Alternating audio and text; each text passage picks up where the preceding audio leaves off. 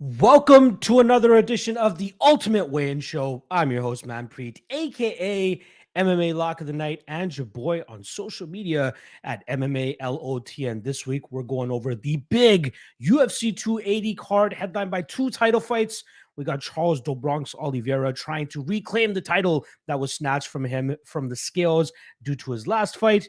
He's going up against his toughest test to date in Islam Makhachev. And then in the co-main event, we have Aljamain Sterling looking to defend his title for the second time, going up against former two-time bantamweight champion TJ Dillashaw. Very much looking forward to that stylistic clash and whether the Snake can reclaim the title that was once his. I got a great guest lined up for you guys today, and I want to just apologize right off the jump in regards to that bland waiting screen that I had for you guys. Now, I tried this method out for my episode, the MMA Lock Talk that I did yesterday. I got some music behind it. It was beautiful. Everybody was popping. Everybody was excited for the show to get started. And then I got slapped with a copyright claim. I'm like, hey, well, what is this, YouTube? You guys, I swear this music was supposed to be royalty-free, copyright-free. But I got slammed with that. So I'm trying to figure out the best way of putting music behind that and not getting flagged for anything. So I apologize for that bland opening there, but it is always the best way to get a couple of you guys in here before we actually kick off the show, because I'd rather have as many eyeballs as possible when I bring on my guests, which is exactly what I'm going to be doing right now. So without further ado, let me introduce my guest for you guys. I've been following this guy ever since he got that big-ass platform that he got, where he found out how vicious MMA betting Twitter could actually be once you have a platform where a lot of eyeballs are on you. But this man has rolled with the punches. This man has been absolutely phenomenal, and I couldn't think of a better guy to be joined up with my guy, Ariel Helwani, who I've been knowing for almost 11 years now. But this guy's a perfect fit for his show. Let me bring in and introduce my guy, GC, a.k.a. Connor Burks. Connor, what's going on, my brother? Man, Preet, not much, man. I am happy to be here. Been following you for a while. Been a big fan. So, yeah, this is long overdue. And what better card to do it than on UFC 280? Exactly. And as I've been telling my viewers for like the whole week, my birthday is tomorrow. So No, what better birthday October gift? 22nd is your birthday. October 22nd is my birthday. So what better Incredible, way dude. What a to day. celebrate with the fights as soon as I wake up, pretty much, and also to give the fans and viewers a solid guest and yourself as well. Like, I had to go all out. I had to bring out the big guns. So I was more than happy when you were able to answer the call. Yeah, I looked it up. The last time there was actually a UFC event on my birthday, I was not a UFC fan. It was UFC 50. It was Tito Ortiz versus Patrick Cote in the main event, for God's sakes. Yeah, I mean, that's how long ago it was. There was only 7 fights on the card. Yeah, I mean, that's the day and age that the UFC was in back then. It's funny that you say that because I actually went to my first UFC event in person this year, UFC Long Island, and it fell on my birthday. The stars Wow. aligning, it coming to New York, and me being able to go to it, and it's on my birthday. I mean, can't ask for a better birthday present than that. Besides the crappy main event ending of that card, I Oh my think it was a God, pretty dude. solid card outside of that, no? Yeah, dude, it was a ton of fun. Obviously, we got the Matt Schnell Suma Darji fight, which was just an absolute banger. But yeah, dude, I had all sorts of investment into Brian Ortega by submission, and I was up a Oh, decent amount going into the main event, and it was just like I think I had the over 1.5 too, and like just like the whole life got sucked out of me when the fight got called. It was such you know a terrible ending to a great day, but I still had fun overall. yeah, I think that was during a stretch where there was like a couple injuries that stopped a couple of the main events, right? And I think that was the second or third one in a row. So it was weird to see that. All right, let's before we put our gamblers hats on, or at least for me, my turban on. What what fight from an entertainment perspective are you looking forward to most this weekend? Like, is there one that, like, obviously everybody's psyched up for Charles and Islam, right? And the other title fight. But if there's another one, you want to put on your hipster hat as well. Which fight are you looking forward to most tomorrow morning? Yeah, I mean, beyond the top three, the obvious ones. I mean, probably the one right before it in Benil Dariush against Mateusz Gamrot. I mean, I think Oh, that's going to be fire. absolutely fantastic. The scrambles that we're going to see, the well-roundedness of Dariush. I mean, you got a vet who's riding a huge win streak. We haven't seen him in a while. Coming up against this young up and comer from KSW, double champ. He clearly has all the skills. I mean, it's huge to see what's going to happen. And I think both these guys are heavy contenders in the lightweight division. On the prelims, I know he's a giant favorite, but anytime Muhammad Mokaev is getting in the Yes. ring, it's must-see television for me. I mean, I think the guy's going to be a champion, so anytime I can watch him fight is excellent. Yeah, it's a bummer that it's coming at the expense of a fellow Canadian of mine. Yeah, I mean, I know. I've seen Malcolm Gordon rise up to the ranks here in the in the regional scene up here in Ontario, and all the other promotions that he fought for. But yeah, like the ball's on the man to accept this fight on a 2-fight winning streak, going across the pond. You know, what I mean, all the odds pretty much are stacked against him.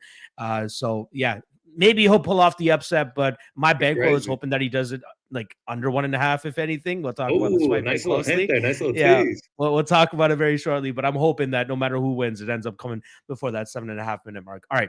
We want to sift through this card as efficiently as possible. So let's not waste any more time. Let's start with the first fight on the card. It's actually going to be a women's bantamweight bout. Both women looking pretty good on the scales this morning as well. Carol Hossa coming in as the chalky favorite at -1, or actually -330 now, plus 275 the return on Lena Lansberg. Now, if this was Manpreet of earlier this year, January 2022, I would not hesitate to make a lock of the night parlay that included Carol Hossa and probably something else chalky on the card. That used to be my calling card. Then it didn't start to work out that often, right? That would always get that one upset that would screw up the parlay. And then I'm like, all right, let me hone this in a little bit more. Carol Hossa, she would be a parlay piece. She is a parlay piece. I don't want to jinx her here. I mean, knock on wood right now, but I think that she's a very solid parlay piece this weekend. She's going up against a 40-year-old veteran, Lena Lansberg, who's really starting to slow down. She had that one big moment against Patty Kianzad where she dropped her in her last fight, but outside of that, she pretty much got rinsed from minute 1 to minute 15. I'm expecting similar things here from Carol Hossa, who I believe is better than Pani Kianzad. Maybe not as far along as Pani in her career, but she's definitely getting there. She's on the ascent, and she is definitely one of those prospects at 135 that I think is going to be challenging for a title within the next 2 years or so if she can keep this winning streak alive. She's obviously going to have to bounce back from that loss that she took to Sarah McMahon last time around. But stylistically, how she matches up with Lena Landsberg here, I don't see where Lena really has the advantage. She's that chick that would rough you up in the clinch with the elbows, the elbow queen, right? That's her nickname, for God's sakes. That's where she used to do her best work. But now it seems like Carol Hossa might be the more dangerous one should this fight get into that clinch position. So I do like the Carol Hossa side. Completely understand why people would parlay it. For God's sakes, I parlayed it. I couldn't help it. I had to do it, but I didn't go as deep as I normally would. I'm trying to, just make sure that I'm using my unit distribution properly here. But I do like Carol Hossa here. I think she wins by decision. What about yourself? You think Lena Landsberg has that upset dog in her, or Carol No, Hossa all day? no, I don't. So it's funny that you mentioned, playing chalk parlays. If you've ever seen any of my picks, that is my bread and butter. I always get at least 1 or 2 on the card. I love getting called a chalk donkey. Don't choke on the chalk, man. I don't care. You're sneaky with it though. Like I noticed you'll do like the alternate over 1.5s and all that Oh, stuff. Like that is my thing. When the old one that's and a halves fine. drop, I mean, that is my thing. I'll play a -750. I do not care. It's funny that you also mentioned the parlay. So I actually played Carol Hossa on Sunday, I believe it was, at -230. I just played her straight. I'm in 100% agreement with you. I mean, Lena Landsberg's 40. She hasn't won a fight in over 3 years. I mean, that Sarah McMahon fight, you mentioned Carol Hossa struggling. Lena Lansberg landed one significant strike against Sarah McMahon. I mean, that is over 15 minutes too. Over 15 Yeah, minutes. This wasn't some early finish yeah. by Sarah McMahon. I mean, this was 15 minutes and she landed one significant strike. I don't think Carol Hossa is a world beater. I don't think she's a massive contender here in the bantamweight division, but I do think she's a Lena Landsberg beater. I think she gets this done. I don't see a ton of path to victory for Lena Landsberg. So yeah, I got Carol Hossa straight at -230. I'm with you. I would be willing to parlay her up as well. I love it. I love it. And shout out to Akira Korasani in the corner. And I didn't even know that he was actually the husband of Lena Landsberg. I didn't know that either, actually. Yeah, he was on stage with her here, and then somebody mentioned it before. I'm like, oh crap, they actually have a kid together too. All right, let's get this next fight under the way. Let's talk about the fight that we were actually talking about before we started here. A flyweight bout between Phenom Muhammad Mokaev going up against Malcolm Gordon. -1150 now on Mokaev, plus 750 to return on Gordon. Connor, I'll let you kick this one off, my brother. What are you thinking? I know you're hyped up about Mokaev, but is there a certain angle that you're looking to play this fight, and ultimately what your prediction is? Yeah, hyped up about Mokaev, man. So I got a couple angles on this one. I parlayed up Mokaev earlier in the week, minus 770. I mean, he's ballooned even further than I expected him to go. Yeah. He's at minus 1200, minus 1300 at a lot of these books. Um, I think he's the real deal. I think this is a fight that he's going to come in, he's going to dominate, and I think he's going to get Malcolm Gordon out of there.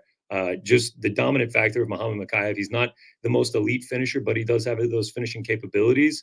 Malcolm Gordon, if you look at his last 11 fights, 10 of them have gone under the 1.5. 9 of those 10 ended in the first round. I think Mokaev is going to be able to implement a strong game plan, get this thing done. And so I also took the under 1.5 at plus 105. I think he gets him out of there. Flyweight unders have become a little bit part of my brand. No Bets Barred, my betting podcast. We're 8-0 on the year on flyweight unders. First time we're going on the 1.5. It's going to be a bumpy ride. Hopefully we get it done, but I can't not play it, especially on a guy like Makhachev, who I think is really going to dominate this fight from start to finish. Yeah, the bread and butter in Malcolm Gordon's game is that BJJ black belt that he has, but man, I think he's just going to be completely outmatched in this one. We always find out that there are levels to black belts, and like I think that this is one of those fights where that will likely find it out, man. I think that Makhaev's relentless pace and his grappling is just going to be too much here for Gordon, and we've seen Gordon be a little bit chinny at times, so I wouldn't even be surprised if Mokaev lands something on the feet to put him down, and then either clubs and subs him or clubs and drums him. I was looking at Mokaev via TKO. I think that was around plus 230. I think that's another way that you could potentially attack this because it's inside the distance is minus 225, right? Like you could obviously parlay that if your bookie allows those types of props to be parlayed. But I'm glad that we're on the under 1.5 here because I agree. I think that this is going to be one of those like early Mokaev wins. Like you've seen it throughout his career on the regional scene. And a lot of people would say, okay, he's just fighting tomato cans there. I'm not trying to insinuate anything about my guy Malcolm Gordon here, but I'll just leave it at that. But I'm glad that me and Connor are on the same page here with the Mokaev smishing early on in this fight. All right, let's get to the next fight. It's a middleweight bout between Armen Petrosyan and AJ Dobson, a striker's delight. I'm very excited about this matchup. The third fight of the card, right? If you're not already awake, especially you Pacific Coasters, you're definitely going to be awake after this one. I promise you that. Now, Petrosyan obviously coming in as the favorite. He's coming in at minus 205, plus 175 on AJ Dobson. I went two ways about this. I took KO on Petrosyan at plus 100, and I took the under 2.5 around minus 180. I'm expecting nothing but violence in this matchup, right? Both guys have had to deal with grapplers in their last matchups. Hasn't really worked out the best. Well, it worked out 1-1 for Petrosyan. Obviously, that hellacious fight he had against Gregory Rodriguez, where he showcased solid. Well, his takedowns are always trash, or his takedown defense is always trash. But his ability to defend submissions and then work back to his feet is quite elite for a guy that strictly had a kickboxing background when he started his MMA career. So I was impressed by that. Even in the Kyle Borralho fight, you know, I mean, Borralho was backpacking him the entire time, but we didn't even see him get close to one of those submissions as Petrosyan was able to work his way back to his feet, or at least defend long enough that the round ended. On the flip side for Dobson, dealt with my guy Jacob Malkoun, just relentless pressure, takedown after takedown. He didn't succeed in that first round with any takedowns, but then that relentless pressure caught up, and Dobson could not stop the takedowns the longer that fight went on. Luckily, both guys are going to be able to strike with each other here. Should anybody go for the grappling, I think it would be the AJ Dobson side. I just don't think that he is skilled enough to even keep a guy like Petrosyan on the mat, though. So as long as this fight stays on the feet, I think Petrosyan will have the edge. He is a technically better fighter here, technically better striker, and I think at a certain point, he finds that chin of Dobson and puts his ass out. Give me Petrosyan knockout and under 2.5. Connor, what are you thinking here? I love it, dude. We got a lot of alignment here early on. I'm also Let's on the go. under 2.5. I played it at minus 200. Nice line on minus 180, but I'm in agreement with you, man. I think this is a striker's delight. I think what you said, they've had to fight grapplers recently. Malkoun, Borralho had the back pretty much the entire fight against Petrosyan. Didn't really let them shine in what they are capable of, especially with the finishing capabilities. So I think they're going to come in here swinging, throw caution to the wind, especially in front of this Abu Dhabi crowd, and someone is going to get put out. You mentioned that Gregory Rodriguez fight. I was on the fight doesn't go to a decision in that one in a parlay. We got jinxed, dude. It was either Felder or Brendan Fitzgerald. They were like, this one is not going to go the distance. Like, they said it in the middle of the first round. I clipped it off. But yeah, that one was brutal to watch. That Rodriguez sneaky goes to more decisions than you think he does. Yeah, man. Yeah, the guy's a wild man, but sometimes you can just sneak to that 15-minute mark without you even knowing it. But I was on Petrosyan round 2 in that fight because I really thought that Rodriguez would struggle to get the fight and keep the fight on the ground in the first round, start to gas out, and then Petrosyan could take advantage from there. But we got a war regardless. I got to cash my Petrosyan money line ticket regardless, but still, that one should have ended. And I feel for you, Connor. I apologize that you had to rip that ticket up. All It right. happens, man. I mean, what was it this time last year? You had the under on the Benoit Saint Oh Denis no, fight. no, no, no, no. We don't talk about that fight on this on this podcast, Connor. We You don't. We think they don't. bring the ref back? I can't I even get remember his triggered. name. My left hand just fists up into a ball, and it just we don't talk about that one. Dude, Hopefully, I can't lie. One of the worst ways to lose a bet is if you have the under, you have fight doesn't go to a decision, and it looks like it's going to get finished multiple times, and it never does. It's just like such an anxious feeling, like you want to crawl out of your skin. It's just like, dude. please call it, You please. want to talk about bad beats? This is one I'll throw on you. I wonder if you remember this one: Montel Jackson versus JP Bays. That he knocked him down 4 times or 5 times, and anytime he knocked him down, he followed him to the ground. He was trying to follow up with some ground and pound, and then JP Bays would just grab onto a Yeah, Kimura yeah, yeah, and just yeah, hold yeah. on to that and not let him go, and then they would have to Oh, stand the fight up again. It was just like getting to the point of climax and then just getting let down. Yeah, I mean, I can't stand that when your guy looks like he's about to get the finish via ground and pound, and the other dude just gets the big hug and is just like, nah, we're riding this well, thing as out. the fighter that's about to finish the fight, why are you following him to the ground? Just let him back to his feet.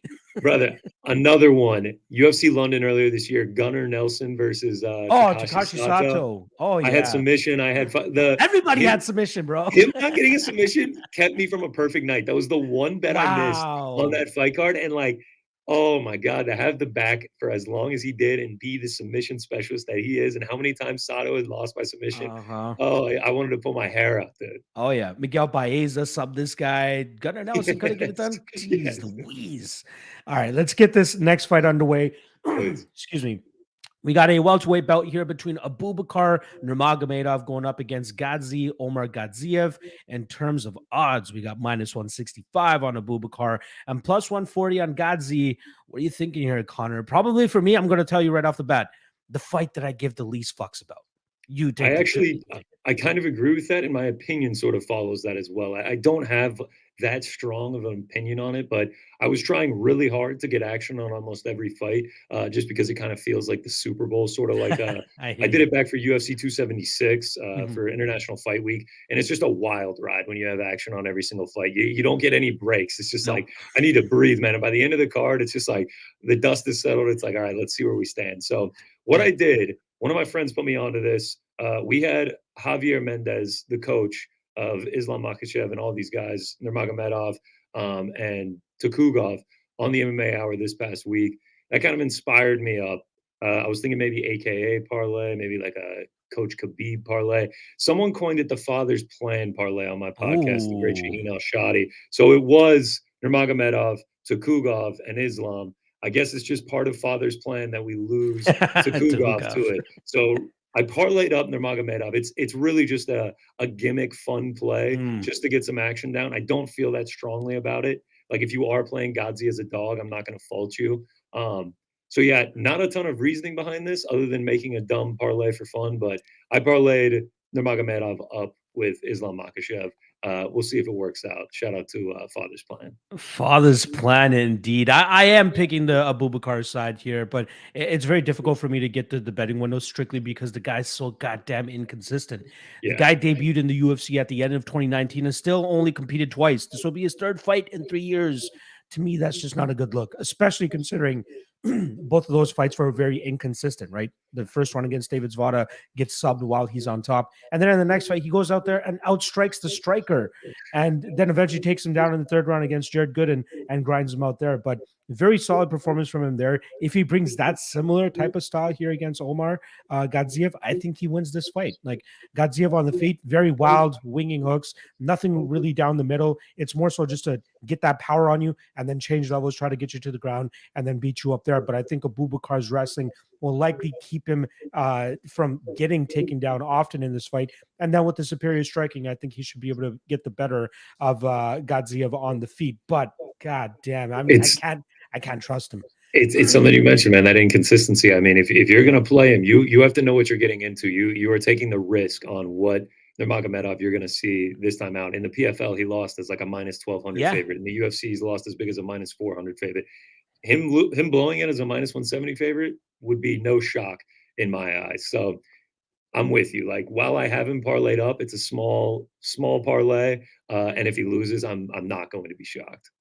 Yeah, if I were to take my dog out for a walk very drunkenly tomorrow afternoon, this would be the fight that I'd probably do it for. I'm just One thing he saying. does have going for him, the great Aaron Bronstetter loves tweeting out the stat. He does have Magomed in his name, and I believe it's 50-8 all time. Magomed's in the UFC. Shout out to the fellow Canadian Aaron Bronstetter, another guy I look forward to having on the show in the very near future. All right, let's get to this next one, Connor. We're going to be talking about a light heavyweight bout. Very intrigued about this one. We got Volkan Oezdemir going up against Nikita Krylov. Now, both of these guys were actually on the same card last time around. We saw Volkan Oezdemir dispatch of Paul Craig, and a lot of people are saying a very unimpressing performance. For me, I was like, okay, play it as safe as you need to do. Do not get this fight to the ground. Keep it on the feet. Let your punches go when you need to, but don't overextend. Do not get taken down, right? Because if anything, we know how dangerous Paul Craig is on the mat. And if anything, Volkan Oezdemir's opponent knows how dangerous Paul Craig is on the mat because Nikita Krylov obviously got tapped by Paul Craig, willingly going into his realm early in that fight. I believe that was back in March. He bounces back, Nikita Krylov, that is, bounces back from that loss by dispatching of Alexander Gustafsson relatively quickly. He drops him in 10 seconds and then follows up and eventually finishes him 30 seconds later. So big performance there from Nikita Krylov. And Krylov even calls out Oezdemir after that win. So it lines up perfectly that these guys are fighting this weekend.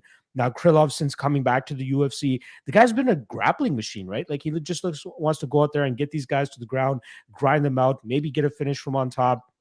That's his style compared to when he first was in the UFC. Like, I hate to be vulgar here, but he was fighting like he was young, dumb, and full of cum, right? Like the guy was just going out there and just getting these guys out of there quickly. He came into the UFC so young, fighting tomato cans on the regional scene, and then he just had a very up and down career. Obviously got cut, had a couple wins, came back to the UFC, and now he looks a little bit more matured. And especially, physically speaking, the guy looks in phenomenal shape as well. But I think that he's going to struggle here with getting Volkan to the ground. Volkan, 86% takedown defense, heavy hitter. I think he's the better technical striker. But the only thing that gives me slight bit of pause against Volkan is even if Krylov doesn't get him to the mat, the potential output and numbers that Krylov could put out there could make this fight a little bit closer should it just take place in the striking realm. But I love the underdog money here on Volkan Oezdemir. I had to take a shot at plus 150 myself. I think one of those reckless entries from Nikita Krylov is going to make him pay. I think he could get put out. My concern is if Krylov goes for too many takedowns and he just eats up clock just trying to get Volkan to the ground. Maybe we see this go the full 15 minutes. But I think once they're at range, we'll see a better version of Volkan this time around than we saw in his last fight against Paul Craig, because I've been seeing nothing but Volkan slander about that fight. The guy got his hand raised, for God's sake. You know what I mean? The guy defended takedowns and made sure this stayed in his realm. You can't be over aggressive against a guy like Paul Craig. I thought it was a perfect game plan for him. Hopefully he lets it go a little bit more here, but at underdog odds, I had to take a shot. Let's go. No time. Volkan Oezdemir. Connor, do you share the same sentiments, or do you think Krylov has this in the bag? All right. So first of all, I fell in love with the Paul Craig win streak. I was dumbly on him last time out against Volkan Oezdemir. Great call by you. And what you said, he got his hand raised. He played that fight perfectly. He wasn't going to engage on the ground where it just becomes extreme danger with Paul Craig. That's how he's been on this win streak prior to that fight. So he played the smart fight. That's what he did, and he got it done. Now, when it comes to a side, I don't have a ton of confidence on either of them. What I do think is that this fight will end up being chaotic because of the way Nikita Krylov fights. I agree with you that he has matured since returning to the UFC, but if you look at his style of fights, like I know he went to 3 straight decisions, but 34 of his 37 fights have gone under the 2.5. Crazy. And at the line of minus 145, going against the guy at light heavyweight in Volkan Oezdemir, who 12 of his 24 fights have ended in the first round. I know we haven't seen him get a knockout in I think 3 years. He still has that knockout power. Just because he hasn't gotten one recently doesn't mean he can't knock people out anymore. And Krylov, what you said, if he gets reckless coming in for these takedowns, I wouldn't put it past Volkan knocking him out. Or if Krylov is able to get this to the mat, I think he's able to finish Volkan there as well. I think the Krylov is going to bring the chaos in this fight. It's going to get hectic. It's going to get frantic. And I think someone is going to get finished. So I took the under 2.5 at -145. I hope it is Volkan that ends up having no time and gets him out of there He relatively can easy. flatline people, man. Yeah, for sure. Also, I went to Switzerland earlier this year. Hey, So, look at this got a soft globetrotting spot for over here. Vulcan, man. I mean, this a fantastic country. Best place I've ever visited. So shout out to Vulcan. Shout out to Switzerland. Did you bring back any souvenirs or what? I got a nice mug. Got some chocolates. I mean, Okay, Geneva. that's a must, right? That's a must. Oh, you Swiss have to get the chocolate? Swiss chocolates. Yeah, I mean, I went to Geneva. The international city. It's absolutely beautiful place. Like Hell if yeah. a dream would be, a nice lake house on Lake Geneva. That's when I've really made it. I'll stick with Google Photos for now until I can eventually get out there. Same, dude. Same. That is nowhere near my future. I can promise you that. My guy, Don't Panic Artist here saying, is it me or did Volkan look low energy-ish during the face-offs?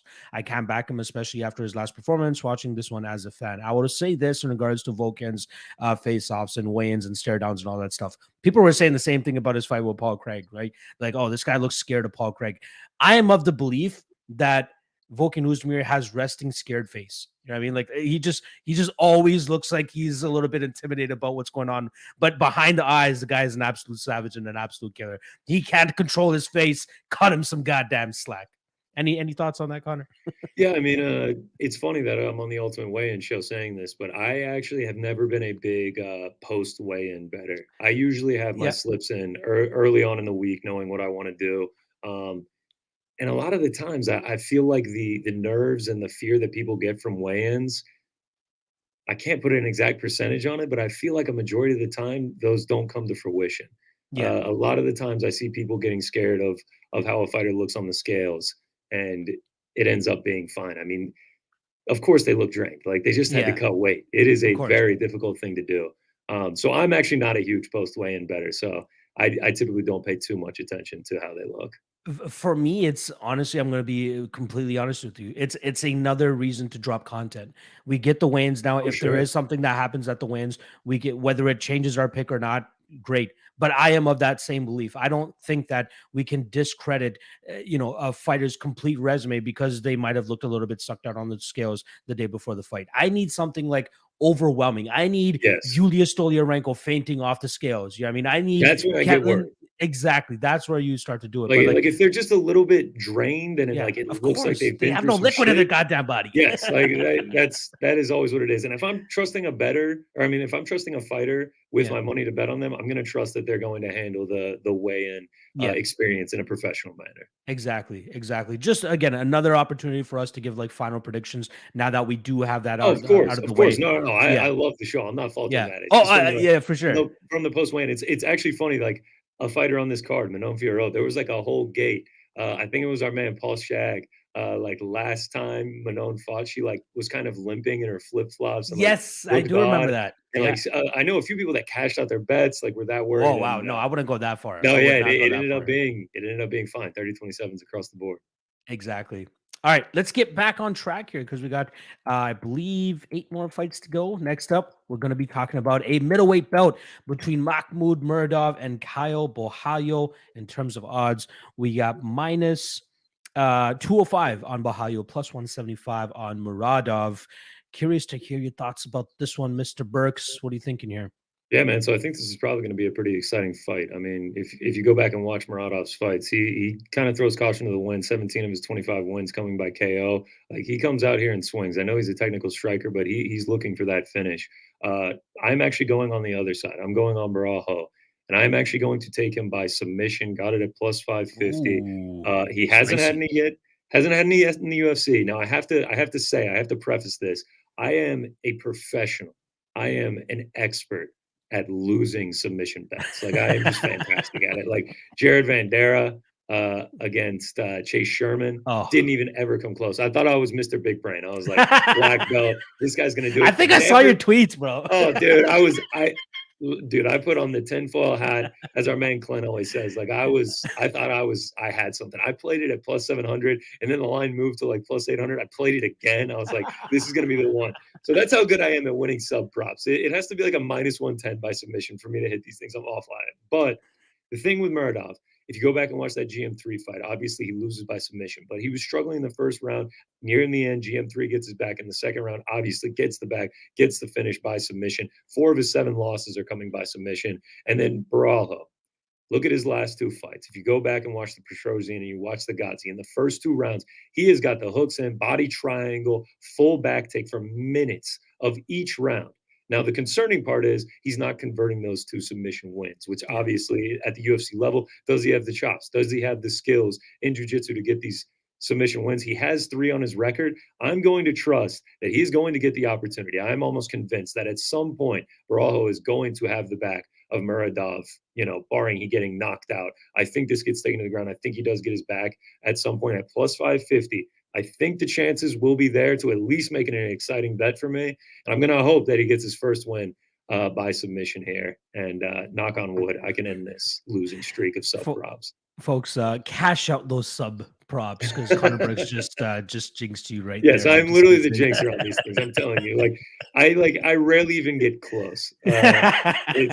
So knowing this, Borralho is just going to strike with him for 15 minutes. I think that would be a horrible game plan for Borralho if he decides to do that. But no, I see the legs that sub prop has, just pulling your leg there. But I do agree. I think that this is likely a fight where Borralho uses that grappling and that pace and that pressure to kind of chip away at Muradov. To me, I couldn't get to the betting window strictly because we're so used to seeing Muradov as like a minus 600, minus 700 favorite. And then he loses one fight to a very tough out in GM3. And now everybody's jumping off the train there for Muradov. But, I have a little bit of concerns. And my concern is how he deals with pressure when fighters don't allow him to fight at his pace. And that's where I think that GM3 was able to be successful because even though GM3 got hurt on multiple occasions in that first round, he did not let off that gas pedal and he stayed in his face and eventually caught up to Muradov. And that's how we saw GM3 get him out of there.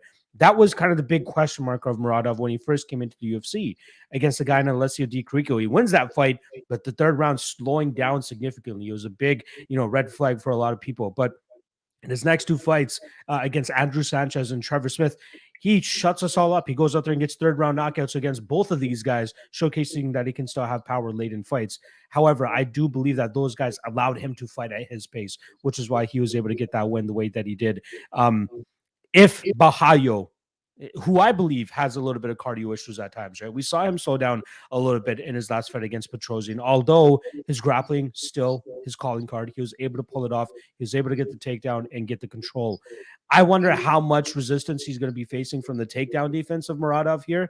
And if Borralho can't pressure him long enough and deep enough into this fight, Muradov is going to be a live underdog. But I just can't get to the betting window until I see it with my own eyes that this guy can deal with pressure and still come out successful. So if this was Borralho like minus 140, I probably would be on that spot. But now that it's closer to that minus 200 range, I'm personally going to stay off of it. I am good to just sit on the sidelines.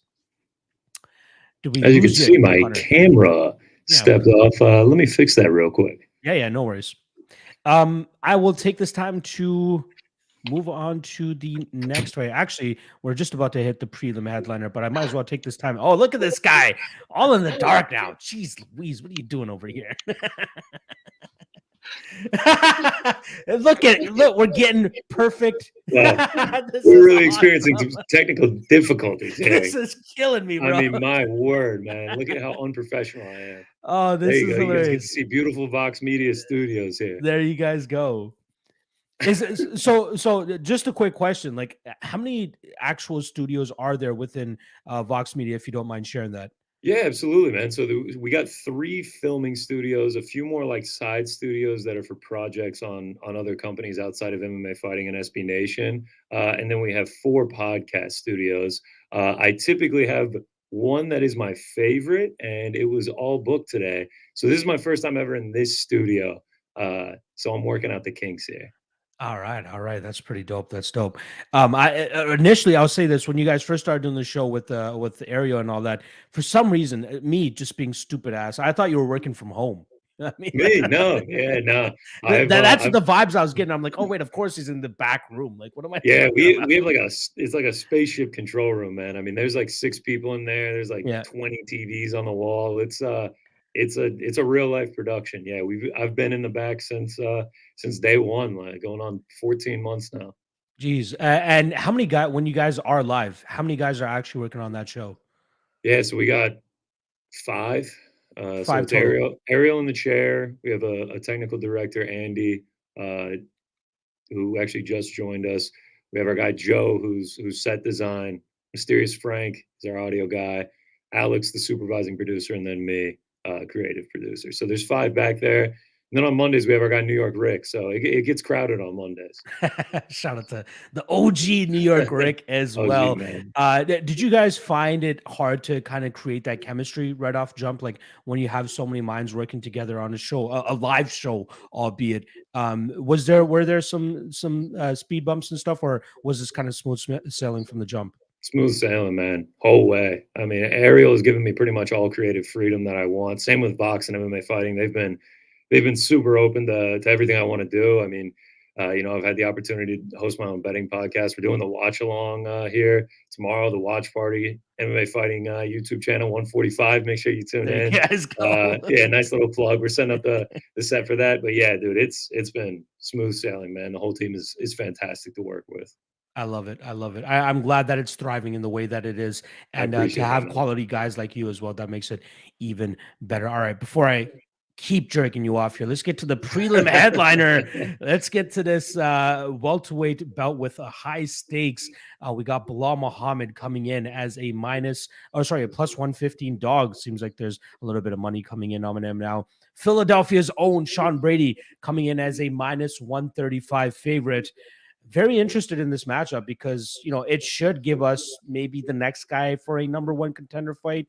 Like I think that Bilal deserves that at this point in time. The UFC seems like they don't want to give him anything, but if he goes out there and continues to turn these guys away, he's going to become undeniable at a certain point. And I think that's exactly what could transpire. However, stylistically speaking, I think that Sean Brady is a little bit of a difficult matchup here for Bilal, right? The guy is a strong dude, built like a goddamn ox, very difficult to deal with in those clinch positions and those grappling positions. And I think that's ultimately going to make it difficult for Bilal to implement the game plan that he usually has been leaning on over his last couple fights, right? Footwork, movement, output, and then takedowns. But I think those takedowns is pretty much where it's going to stop. Should Bilal win this fight, I think it looks like him just kind of dancing around Sean Brady, landing more numbers, landing more output. But I think at a certain point, Brady's going to get his paws on him. I think he's going to be able to push him up against the cage, get his back, control him for extended periods of time, and possibly just win this fight via decision. Very close fight. I have no, convicted stance on one side or the other. I do lean Brady. If I were to play it, I'd likely go Brady by decision, which currently sits at. It would be great if my Google Chrome just did not shit out on me so I can see what that is. Brady by decision, currently looking at plus 165. Not a bad spot there. What are you thinking here? You think remember the name makes us remember his name, or does the Philadelphia native get him out of there? All right. So as I mentioned with the sub props, I have a habit of losing money on sub props. I also have a habit of losing money betting against Bilal Muhammad. It was on Wonder Boy. Just looking back on it, just one of the worst bets I've made. I mean, that was one-way traffic the whole way. So I doubled down. We go with Luque. Same thing by like the third round. I was like, I'm losing this bet. I'm losing this bet.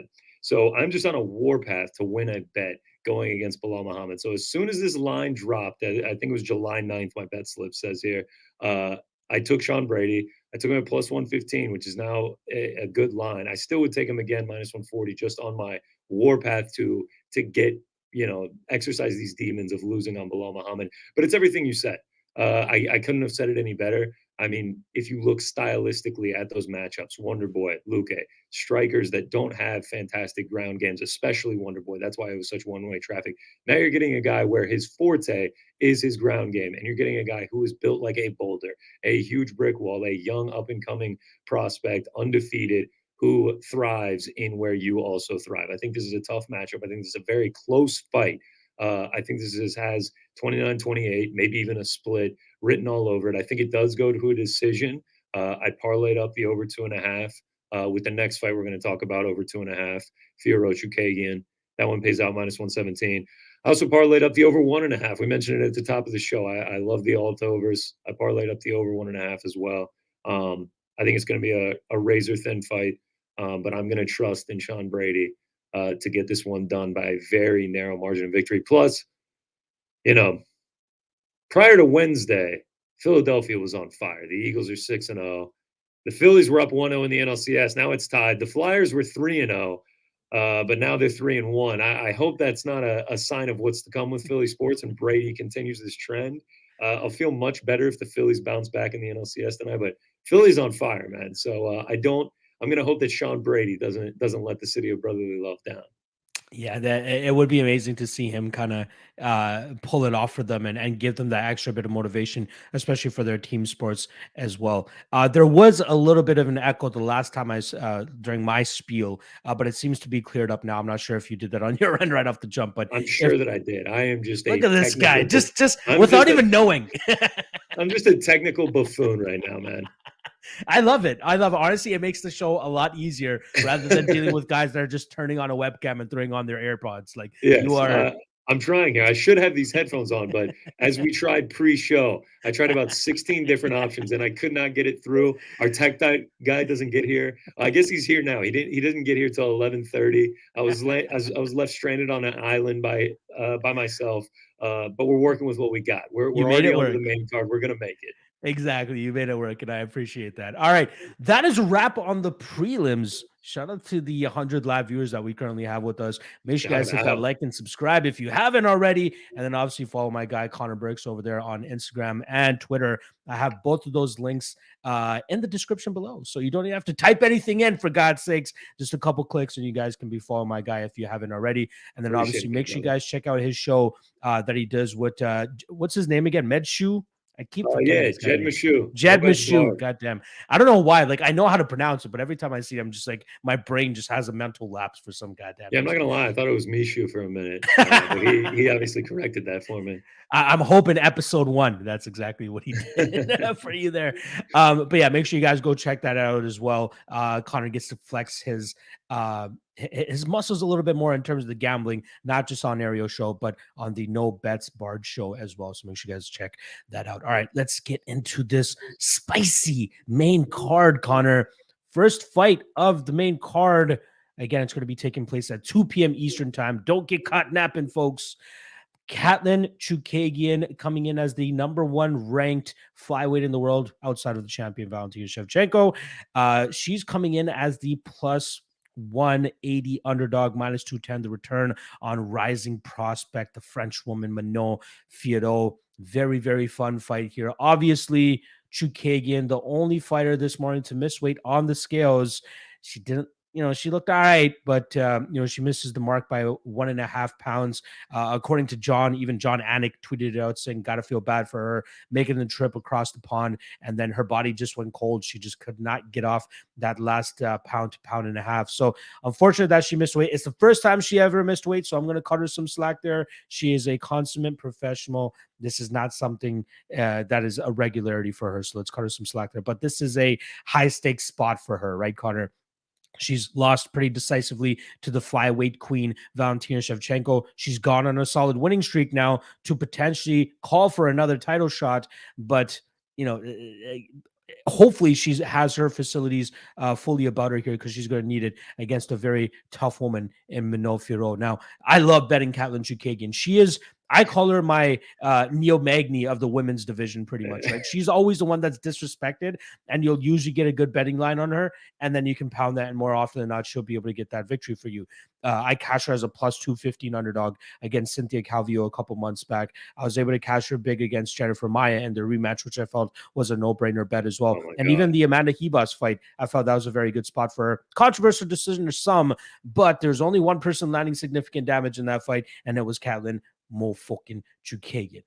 In terms of this one, I wanted to bet Chookagian. I love the number on Chookagian here, but I feel like the things that she does well, Manon might do better. Like, she moves just as well. She punches probably a little bit harder. She has a more decorated striking background. should this fight hit the mat, maybe that's where Chookagian can have some success. But I got to be honest, I've been very impressed with the grappling defense that we've been seeing of Manon Fiorot over the last couple of fights. And you got to believe that she is a far better fighter than we saw in her professional debut, which she lost against Bellator's Leah McCourt due to grappling. But since then, she's improved tremendously. I don't think that Chookagian will be able to get those positions to be successful in the grappling realm. And I think for the most part, this fight stays on the feet. Fiorot outstrikes her, wins this fight by decision. But the holdup I have in terms of having any action on this fight is I think it's going to play out closer than -210. Chookagian will make this a close fight. It will all come down to if Fiorot can actually connect with those bigger, more significant strikes and actually make it look visibly appealing to the judges as well. Like those things are all optics based, and it's hard to tell who's actually going to be able to land the harder strikes. Theoretically, you would assume it would be Fiorot, but once they actually get into the cage, what if that movement of Chookagian is a little bit too much for her to truly get a beat on as well? But all things considered, I think Fiorot is the best prediction here. Essentially, I think she wins this fight by decision. But I'm just going to sit back as a fan and watch it myself. Connor, what are you thinking here, brother? A couple things. You mentioned the weigh-ins, Chookagian missing. That's unfortunate, especially for how fire her outfit was at the press conference. I mean, she with the pink shoes, like, she was looking 5 stars out there. Like, absolutely brought the heat. You mentioned the Jennifer Maia fight. The decision prop on Chookagian in that one. I mean, they had already fought. We already knew the decision. I think we got that at -110.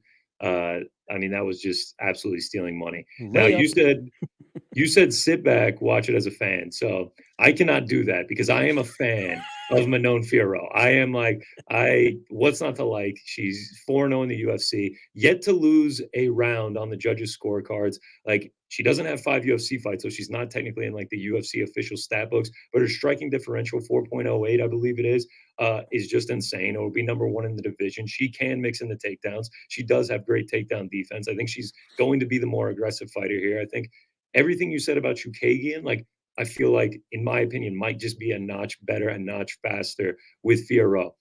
I agree with the breakdown of the fight. I think it is going to play out closely. I don't think this is going to be one-way traffic like Fiorot has experienced so far. Even when it looks like she's struggling last time out, she still won 30-27 on all 3 judges' scorecards. Not even a close fight.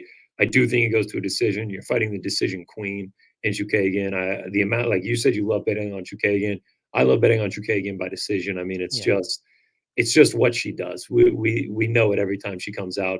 And I won't be surprised, not only in the striking, if Fiorot has an advantage. We saw Hebus really be able to implement getting some takedowns in that fight. It didn't have the biggest of control time and everything, and like really work with it. But I wouldn't be surprised if Fiorot ended up taking this to the mat. Either way, I think it goes to a decision. I think Fiorot gets it done. So I laid the chalk. I got a better line of what it is now. I got it at -175. Nice. I parlayed up the over 2.5, parlayed up the over 1.5. So yeah, when Belal comes out and gets a first round submission and Chookagian knocks out Fiorot in the first round, just know that I will be weeping somewhere because all my plays will be dead. Now I'll definitely be having my eye on those fights a little bit more just to think about my guy Connor. Shout out to guy Coldstein here saying death taxes and Chook decision. That is normally true, my friend. That's what it is, bro. True. And my guy DXJC here saying Neil Magny about to fall off lock. That time has come and gone, unfortunately. Hey, he might still have some matchups every now and then that we could take advantage of it. This Daniel Rodriguez fight coming up. I'm kind of liking him, to be honest. So we'll see how that goes. Tell me this. Were you on Neil Magny against Shavkat? No, that's the one fight I knew to stay the fuck away from. Yeah, that dude Shavkat is. Yeah, Shavkat's on some next shit, man. Like that guy. I think he has a matchup coming up, right? Or has he just been calling somebody out and nobody's responding? I swear. He's fighting Jeff Neal. Jeff Neal. Fantastic fight because Amazing Jeff Neal has become this like. Is he the real thing now? Like the way that he looked against Luque was. I've been pounding that Jeff Neal drum for a minute now. Like everybody forgot about him because he lost that fight against Wonderboy Thompson. Yeah. I bet him against Santiago Ponzinibbio, cashed that. Bet him against Luque, cashed that.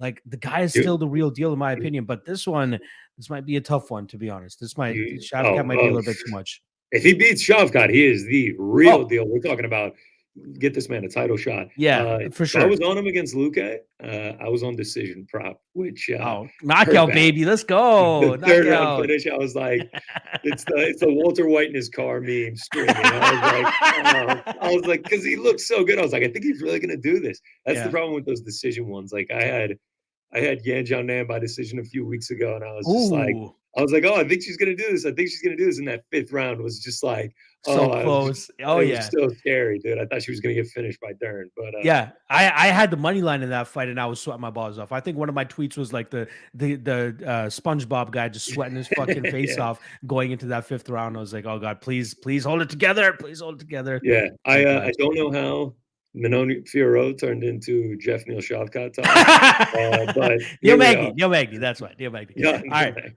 let's get back on track here, and I'm going to let you kick this one off, but let me tee it up for you here. The fight that you're most excited about going into this card, outside of the main and co-main, obviously, myself included, I think this fight could steal the show. We're going to be talking about a pivotal lightweight matchup here between Mateusz Gamrot, who's coming in at -190, and Benny Beneil Dariush coming in at +160.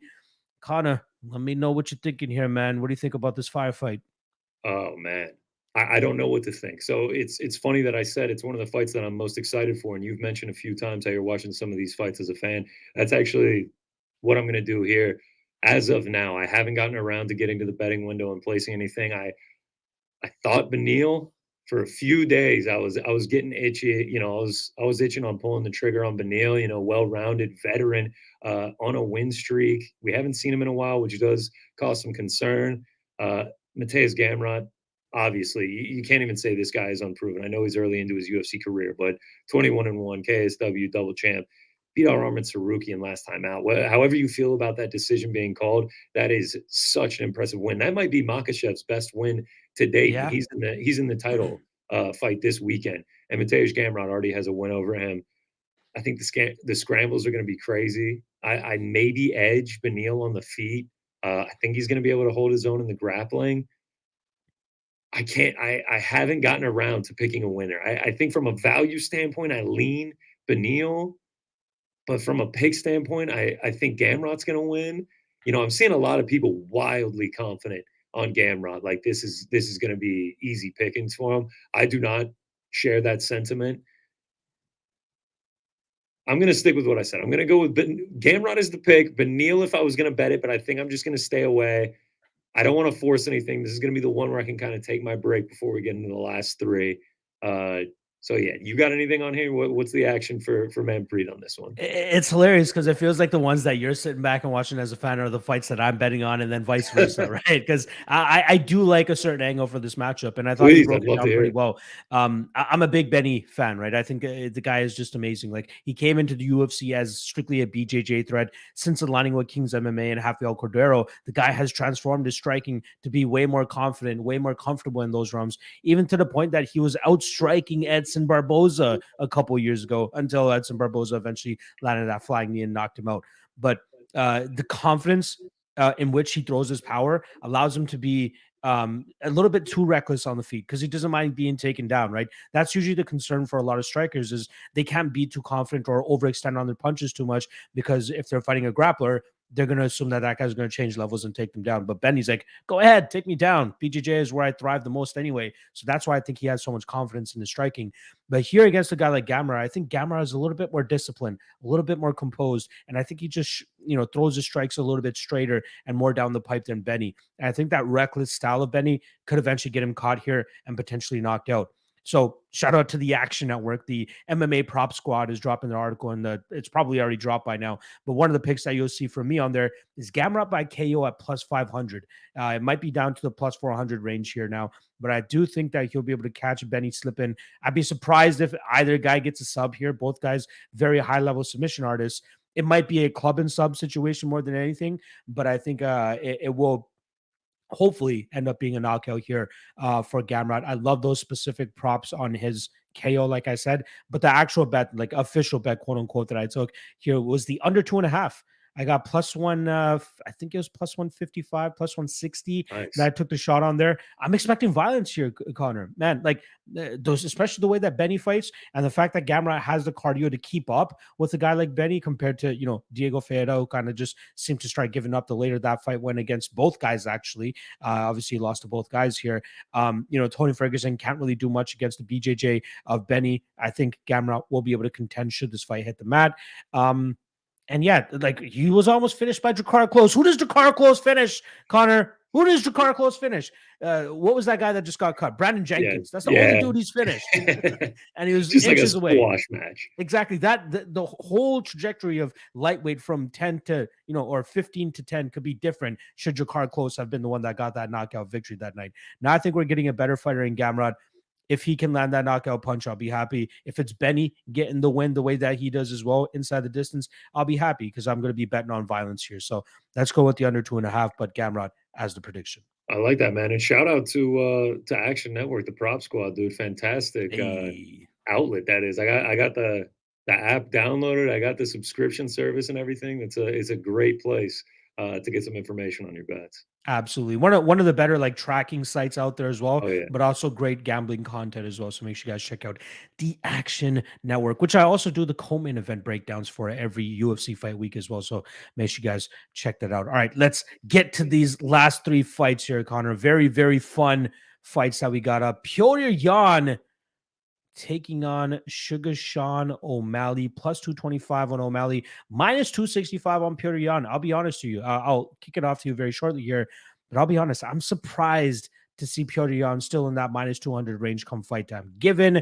the mythical beast that the public believes that he is. I really thought that money would come in on him, make him closer to minus 400. Do I believe he deserves to be minus 400? I'll let you guys know that very shortly. But Connor, I'll let you kick this one off, my friend. What are you thinking here? Does O'Malley pull off the upset? Does he pass the test? Or is this just I fought Petrosyan, give me my respect? It's hilarious the way you led that off, being surprised that he's still in the minus 200 range. I am the same way. So I've mentioned a couple lines that I got that were good. I got the best fight on notifications on. Sometimes when I feel good about a pick, I'll unload on it as soon as the line drops. I did that here. I did that on Petrosyan at minus 275. And I was sitting back thinking I was a genius, thinking I was Megamind for a month and a half. He dropped down to minus 400, minus 425 at a lot of books. I was like, you got it, kind of dart, nice, great line movement. You killed it. In the last 10 days, it's come steamed back up. I'm like, and at one point, I want to say this week, you could get Petrosyan at minus 240 at some books. I was like, wow. With inflation and everything, as long as I've sat on this bet, I made a terrible bet. But I actually, I have that confidence in Petrosyan to get it done. Sean O'Malley, I'm actually a big Sean O'Malley fan. I like the shtick that he puts on. I like this sort of superstar persona, how much effort he puts into it, getting the custom cars to match his merch for each fight. Yeah. Like I think he's driving a Tesla right now that's like a faded orange to match the hoodies that he's selling. Like he's a showman, and I like showmans in the fight game. I always will, whether you're a heel or a baby face. I love when people put on a show and they have personality surrounding them. So I like Sean O'Malley. And I have backed him in a lot of spots because he's sneaky been around the UFC for longer than people realize. I want to say this is his 11th UFC fight. He's been in the organization since 2017. He's been around. So I have been backing him. This is actually going to be the first time I'm going against him, but I just think the step up in competition, going up against a guy like Petrosyan, he's already faced a test in a long, rangy, tall striker in Corey Sandhagen this time last year. He won 49-46 across the board, but that was a razor-thin, close fight. I think that test is going to pay off dividends in this matchup. I would favor Corey Sandhagen over Sean O'Malley in a matchup. I think that Petrosyan is going to be able to work inside the range, be able to do what he wants to do. Does the slow starts kind of concern me? Do I kind of look back on it and been like, man, I probably should have waited on this and then really waited on it to see what's going on the live odds after round one, just because of historically how Jan has started. O'Malley doesn't give a ton of confidence the way he started against Munoz, but, that could have just been a one-off. I just think Jan, the way that he fights, he's a guy, he's always a favorite. You love saying you love to have an underdog that fights for your money. Petrosyan's a favorite who is going to fight for your money. This guy is not going to quit. He is going to make sure that you're going to get your money's worth when you put it down on him. And I won't be surprised because we haven't really seen Sean O'Malley exposed to it. If Jan were to take this to the mat, if he were to go for a takedown, he didn't do it in Aljo 2, though he did work up a decent amount of control time. He didn't do it in the Sandhagen fight because he was having success on the feet. But in the 6 fights prior to that, he landed a takedown every fight and racked up 17 or 16 takedowns across those 6 fights. I wouldn't be surprised if he took this to the mat. But I just think this has 29-28 Jan written all over it. I think this goes to a decision. Maybe if he does get it to the mat later in the fight, Jan pounds him out.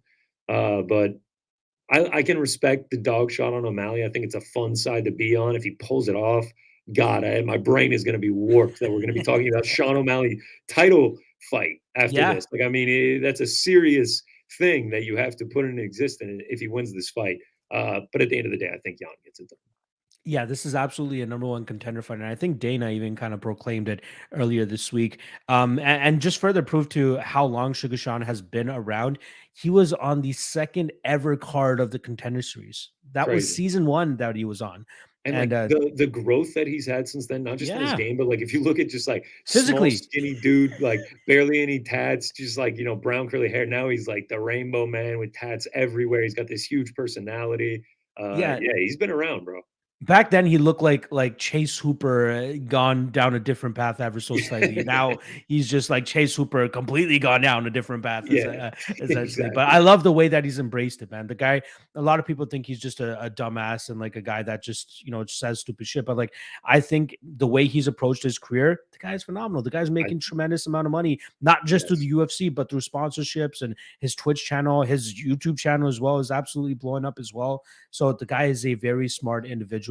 And I think he brings it to the cage too. Go ahead.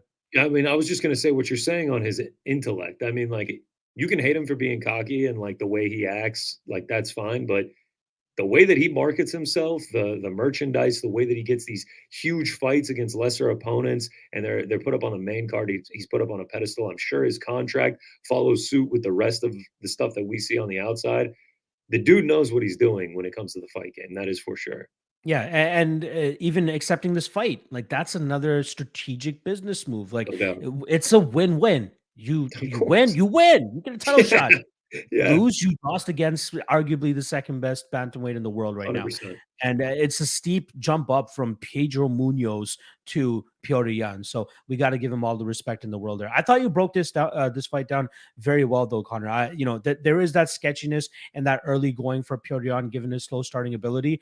But after that, once he downloads that information, he really starts to let it go. And that's where I think that Sean could potentially struggle. But like, if it takes longer than 6 minutes, 7 minutes, O'Malley's live. O'Malley is absolutely live, especially if it's a standing fight. Like if it's a striking battle, O'Malley could chip away at him with just movement and kicking him from the outside. He's got the movement. He's got the range. He should be fine. But I'm glad that you touched on the takedowns, because that's the side that I'm hoping that we see Petrosyan.